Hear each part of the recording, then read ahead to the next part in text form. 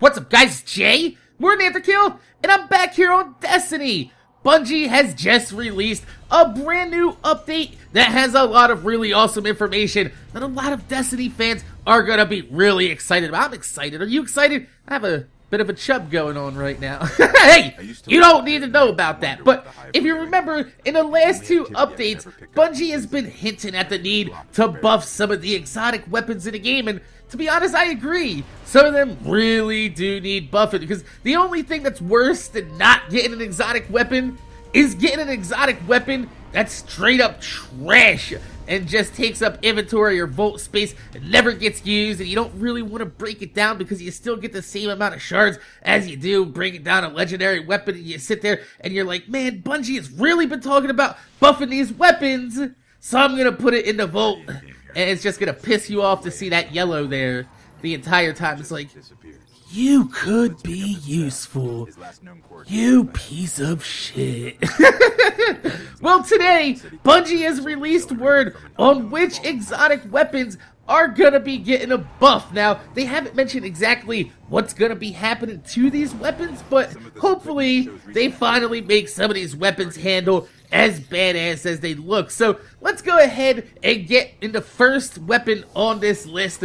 That's gonna be the Vex Mythoclast. Really? Didn't they just get done nerfing this gun like a month ago? So for those of you guys that don't know what the Vex Mythoclast is, you probably should. It's probably one of the most notorious weapons in the game. It's pretty much a primary exotic fusion rifle, and it was once considered the most overpowered piece of shit that you've ever seen. And then Bungie nerfed it, and people were not happy about that. They were like, hey, Bungie! Bungie was like, yeah? They're like, ban Bungie. So it looks like that Bungie is going to be bringing the Vex Mythoclast back up just a little bit, and hopefully it's not as OP as Bungie thought it was before, because then there was no point of nerfing it at all, and you just pissed off a bunch of people for a month long for no reason. So next on the list is, of course, another previously motherfucking nerfed weapon, the Pocket Infinity. Now, the Pocket Infinity used to have this perk on it called Enhanced Battery, which gave you a bigger magazine, and when you had that upgraded to the Pocket Infinity perk, which lets you fire this weapon full auto with only one charge. It's a fusion rifle, so you just go, and then pow, pow, pow, pow, pow, pow. It was one of the most sought after weapons inside of the game, and when you combine that with the fact that when you shoot, your missed shots have a chance to return to your magazine, yeah, you could wreck enemies really fast with it, especially if it was a solar burn week in a nightfall. But hopefully they return this perk back to the Pocket Infinity so it can actually function the way it's intended, instead of now it has like 3 in the clip. What's the point? Are you really gonna miss 3 shots with a fusion rifle? You have to be up close to use it anyway. Who the fuck misses 3 shots point blank? Unless if you're just like an enemy, like Stormtrooper. They miss every fucking shot. So hopefully they bring the Enhanced Battery perk back to the Pocket Infinity so it can function. Not be pieces of shit. And then people can get excited about blue fusion rifles being on sale again, because you actually get this weapon in a exotic bounty. Let's speaking about exotic weapons in bounties. The 2 most infamous usable weapons in the game. Now, why do I say usable? Because that's it. The Bad Juju and the Thorn are 2 peas in a pod. They look absolutely fucking amazing, but they're average. They don't do anything well. It's just like, it's a big puddle of mediocrity. So yeah, they're not the worst weapons, but they're not the best weapons. And when you think of an exotic, you're thinking about the best weapons possible. When you look at these awesome gun models, you're like, man, that gun's gonna kick ass. And it doesn't.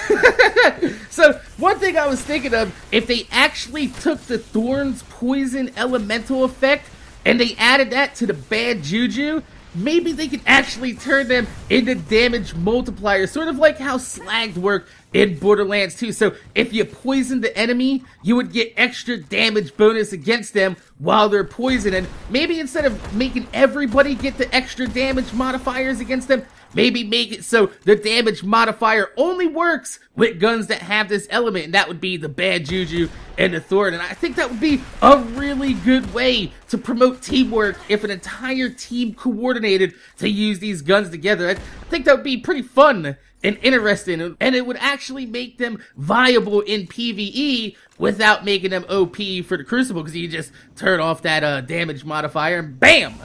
Nobody complains. So, lucky number 5 on the list. The Suros! Motherfucking what? Back that truck up a little bit. Boop, boop. The Suros regime is getting a buff? Isn't this considered, like, one of the better guns in the game? That would be fucking amazing. Like, don't get me wrong. How are they gonna buff this? Well, if I was gonna buff this in any way, I would probably bring up the fire rate, because that's one of the biggest complaints I've seen about the Suros regime is if you want to level it all the way up to get that little bit of chance to heal while you're doing damage, you have to lose your fire rate while you're aiming down the sight. And I think if they upped the fire rate just a little bit and gave it a little bit of a bigger magazine, then you could actually use this gun what it's designed for, and that's to tank extra damage while DPS racing an enemy. And if you have slow fire rate, you can't DPS rate. Race! I said rate. Shit. So, it's crazy to even see the gun on the list, but I wouldn't mind seeing that they give it the extra fire rate and a little bit of bigger magazine on there so you can DPS race the shit out of some little higher damage to enemies. So, the last 2 guns on the list, I have absolutely 0 experience with, and that's the Red Death and the Super Good Advice. Now, I'm not sure what's so bad about the Super Good Advice, because I looked it up, and I'm looking at the damage card, the weapon card, and I'm like, it doesn't look too bad. It looks like it has some pretty decent stats. But if I were to bring up any of these stats, I'd probably fill that range meter up a little bit, bump up the impact, just for a little bit of funsies. But those of you guys out there, if you know what's wrong with the Super Good Advice, tell me in the comment section down below. Like I said, this is a community effort. I like to have a dialogue between you and me, because that's what it's all about. It's some community. So, the last one we have is the Red Death. Now, I have never used this. This gun was available from Xur back, and I didn't have any strange coins. So, I've never used it before. I don't know anybody that has. I haven't talked to anybody, but from my time playing Destiny, I can tell you without a shadow of a doubt, the problems with the Red Death and the Bad Juju aren't a problem with the guns themselves.